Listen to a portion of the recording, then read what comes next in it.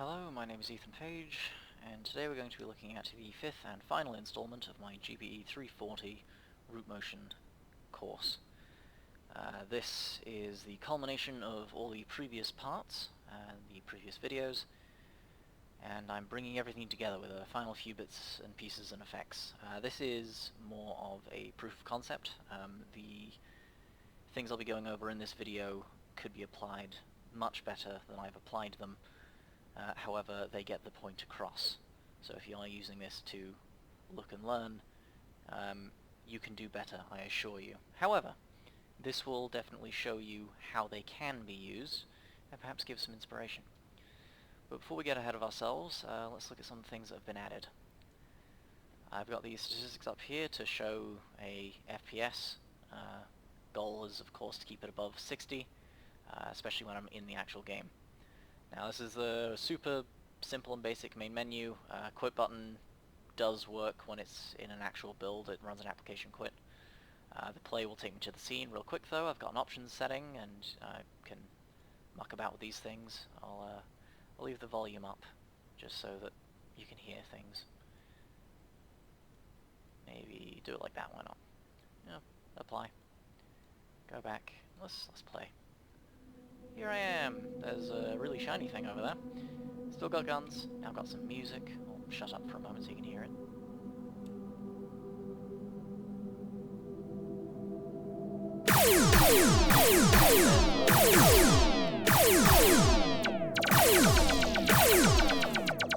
Each gun has its own sound effect. They also all have muzzle flaps. Until I die. Also have death sounds.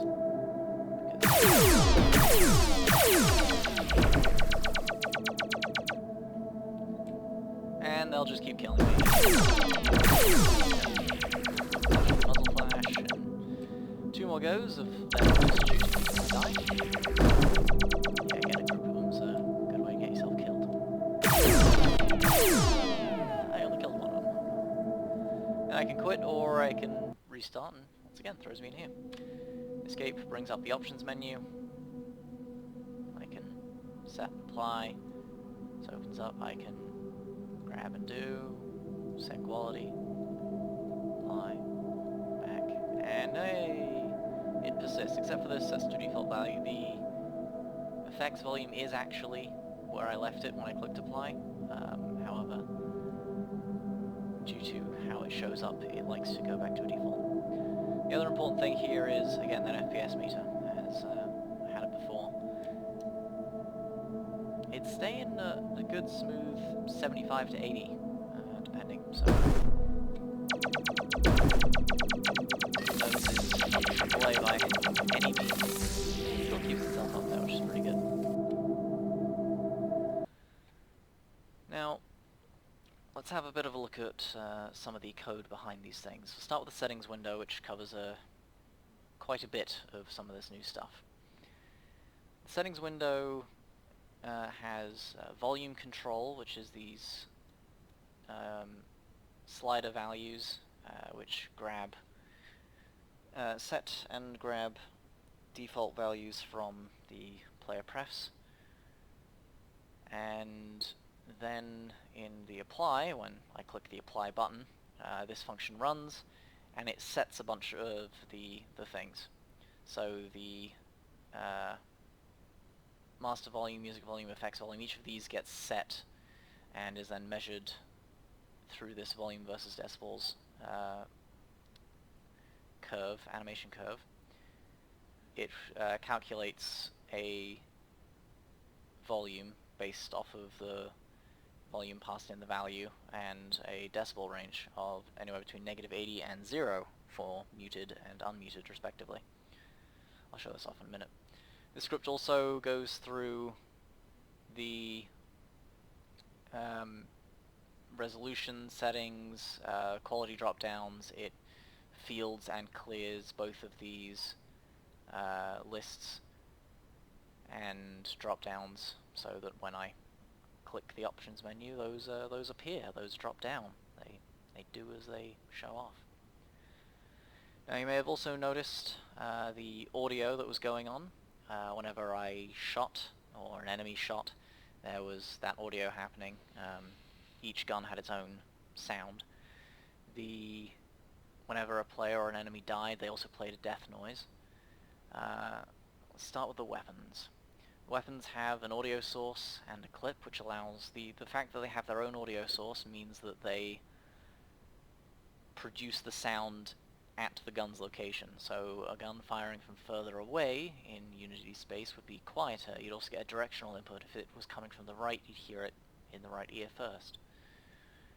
If we go to the projectile weapon, we'll see that right here, if I've got an audio source, then I'm going to play the one shot of the clip that's stored. So that's how I get the individual sounds for individual guns. They just each have their own separate clip. And every time they would shoot, plays the sound, then shoots. And when it shoots, we go to the particle system, which is also, I'll be showing that off in the inspector in a moment, same sort of deal. If performance critical contacts would go away.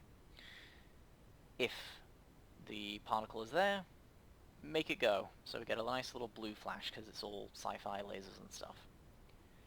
If we go back over here, we have a look at the prefabs, weapons, look at the assault rifle. Whoop.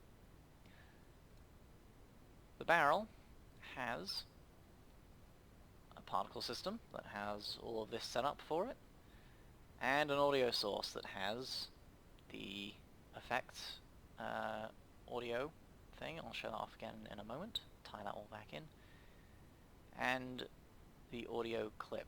Now this doesn't have anything here right now, however the auto rifle itself does, so it passes that in and plays it. Now back on the barrel, in the audio source, there is this effects master audio thing. That is another fun little thing called an audio mixer, as I have here. If I go to the audio mixer, there are 3 channels that I have defined: master, music, and effects. Music and effects are both childed to master, so if master's volume is reduced, then both of these are as well. And these are done to themselves independently of master, so you can do one or the other, or all of them. By default, you can't muck about with these without exposing the parameters, which is exactly what I've done here. I've exposed all 3 of them so that I can affect them in code. Do that by selecting one of them, and then over here where it says volume, you get to right click it and it would say expose, or in this case unexpose, so I can take it away. Not going to do that because I rather like being able to edit my audio settings. Now the other thing you may have noticed in the main game scene, if I navigate back to that, is that it's baking lighting, so this isn't going to be quite as descriptive as I would otherwise like. But I've got a point light here. I've got some conical lights here as well, directionals, well not directionals, that other type of light. Spotlight, haha, yes. It's almost like it's a real world thing.